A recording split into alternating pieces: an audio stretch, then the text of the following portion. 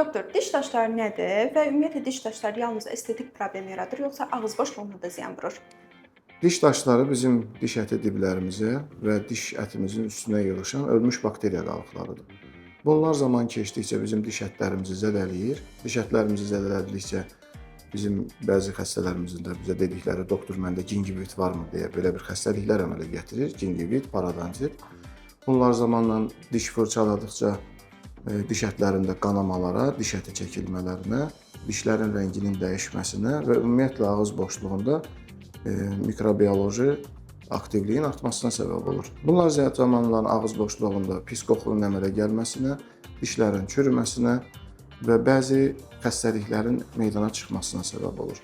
Diş daşları ağız boşluğunda dişlərin və bizim el arasında damaq dediyimiz və yaxud da ki, həkim dilində desək, parodont toxumamızın birinci düşmənidir. Diş daşları özləri iki yerə bölünür. Diş əti üstü və diş əti altı daşları. Diş əti üstü daşlar stomatoloqlar tərəfindən təmizlənir, gigiyenik indeksi bərpa etmək üçün. Diş əti daşların küretajı təmizlənməsi isə ola bilər həm yüngül formalarda stomatoloqlar tərəfindən, ağır formalarda isə cərrahi qabiliyyətləri olan həkimlərimiz tərəfindən həyata keçirilir. Diş daşları ağız boşluğumuza çox ciddi ziyan vurur. Ağız boşluğumuzda diş ətlərinin davamlılığını, diş ətlərinin müqavimətini aşağı salır.